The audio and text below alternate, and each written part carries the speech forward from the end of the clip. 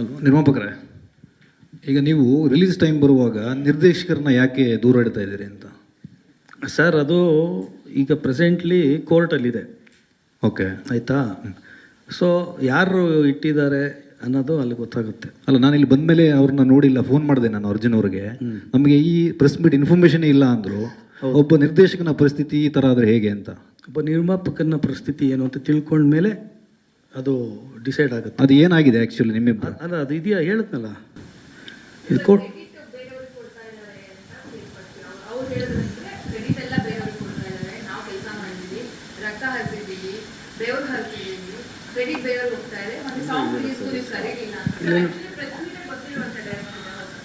ಅಲ್ಲ, ಇವರು ಈ ಧ್ರುವ ಸರ್ಜಾ ಅವ್ರ ಮನಸ್ಸು ಮಾಡಿದ್ರೆ ಆಗ್ತಿತ್ತು. ಯಾಕಂದ್ರೆ ಹಿಂದಿ ಸಿನಿಮಾನು ಕೂಡ ಅವ್ರ ಜೊತೆ ಕೆಲಸ ಮಾಡಿದ್ದಾರೆ. ಅವರು ಕೂಡ ಅವ್ರನ್ನ ಅವಾಯ್ಡ್ ಮಾಡ್ತಾರೆ ಅಂದ್ರೆ ಇದು ಒಂದು ನೋವಿನ ಸಂಗತಿ ಅಂತ ಅನಿಸುತ್ತೆ. ಒಂದು ನಿಮಿಷ ಸರ್ ಮಾತಾಡ್ತಾರೆ. ನಾನು ಅವಾಯ್ಡ್ ಮಾಡ್ತಾ ಇದ್ದೀನಿ ಅಂತ ನಿಮ್ಗೆ ಹೆಂಗೆ ಗೊತ್ತು? ಅವ್ರು ಇಲ್ವಲ್ಲ ಇಲ್ಲಿ, ಅದೇ ತಾನೇ ಕಾಣಿಸ್ತಾ ಇದೆಯಲ್ಲ. ಇಲ್ಲ, ನೀವು ಅಸ್ಯೂಮ್ ಮಾಡ್ಕೊಂಬಿಡಿ, ನಾನು ಅವಾಯ್ಡ್ ಮಾಡ್ತಾ ಇಲ್ಲ. ಮತ್ತೆ ಏನು ಪ್ರಾಬ್ಲಮ್ ನಮ್ಗೆ ಹೇಳಿ, ಏನು ಆ್ಯಕ್ಚುಲಿ? ಇಲ್ಲ, ಅದು ಇವ್ರದ್ದು ಪ್ರಾಬ್ಲಮ್ಮು. ಸೊ ಅವರೇ ಮಾತಾಡಿಕೊಂಡ್ರೆ ಇದು ತುಂಬ ಸೂಕ್ಷ್ಮವಾದ ವಿಚಾರ ಆಗಿರೋದ್ರಿಂದ, ಇದು ಡೈರೆಕ್ಟರ್ ಪ್ರೊಡ್ಯೂಸರ್ದು ಮುಂಚೆಯಿಂದನೂ ಪ್ರಾಬ್ಲಮ್ ಆಗಿರೋದ್ರಿಂದ ನಿಮ್ಮೆಲ್ರಿಗೂ ಗೊತ್ತಿರೋದೆ, ಇದೇನು ಸರ್ಪ್ರೈಸಿಂಗ್ ಏನಲ್ಲ. ಸೊ ಇದು ಇವಾಗ ಕೋರ್ಟ್ವರೆಗೂ ಹೋಗಿದೆ ಅನ್ನೋದು ನಿಮ್ಮೆಲ್ರಿಗೂ ಗೊತ್ತಿದೆ ವಿಷಯ.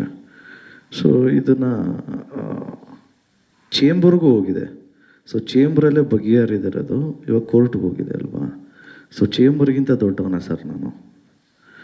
ಚೇಂಬರ್ ಅಂದರೆ it is a mother board ಅಲ್ವಾ? ಅಲ್ಲೇ ಬಗೆಹರಿಲಿಲ್ಲ ಅಂದರೆ ಸೊ ನಾನು ಅದಕ್ಕಿಂತ ದೊಡ್ಡವನಲ್ಲ ಸರ್. ಸೊ ಇವಾಗ ಪ್ರೊಡ್ಯೂಸರ್ ಮಾತಾಡಿದ್ರೇ ಚಂದ. ಅದಕ್ಕೆ ಒಂದು ಮಧ್ಯಂತರ ಅರ್ಜಿ ಹಾಕಿದ್ರು, ಅದು ನಿನ್ನೆ ವಜಾ ಆಗಿದೆ. ಸೊ ನಿಮ್ಮ ಗಮನಕ್ಕಿರಲಿ. ಬಹುಶಃ ಮಧ್ಯಂತರ ಅರ್ಜಿ ಅಂದರೆ ನಿಮಗೆಲ್ಲರಿಗೂ ಅದರ ಅರ್ಥ ಗೊತ್ತಿದೆ. ಸೊ ಅವ್ರದ್ದೇ ಸಿನಿಮಾ ಬೆವರು ಮತ್ತು ರಕ್ತ ಹರಿಸಿರೋರು ಸಿನಿಮಾನ ಮಧ್ಯಂತರ ಅರ್ಜಿ ಹಾಕ್ತಾರೆ ಅಂದರೆ you can yourself analyse. Sir ಅದರದ ಅರ್ಥ ಏನು ಸರ್? ಅದೇ ಈಗ ಕೋರ್ಟಲ್ಲಿದೆ ಸರ್. ಇದೀಗ ನಾನು ಓಪನ್ ಪ್ಲ್ಯಾಟ್ಫಾರ್ಮಲ್ಲಿ ಡಿಸ್ಕಸ್ ಮಾಡೋಂಥ ವಿಷಯ ಅಲ್ಲ.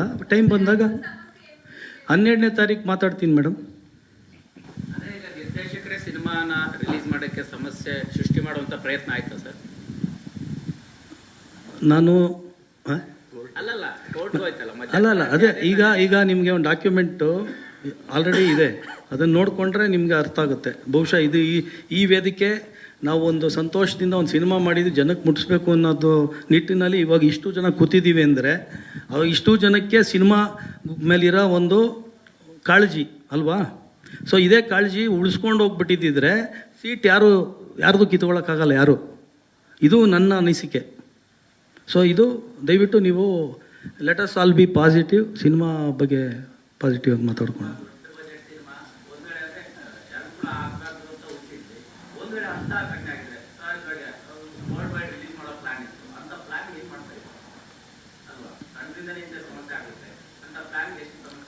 ಸರ್ ಈಗ ನೀವು ಏನು ಪ್ರಶ್ನೆ ಕೇಳ್ತಾ ಇದ್ದೀರಾ, ಅದು ಇವಾಗ ನಿನ್ನೆಗೆ ನಾನು ಉತ್ತರ ಕೊಟ್ಟೆ ಅಲ್ವಾ? ಆ ಥರದ್ದೇನೂ ಇಲ್ಲ.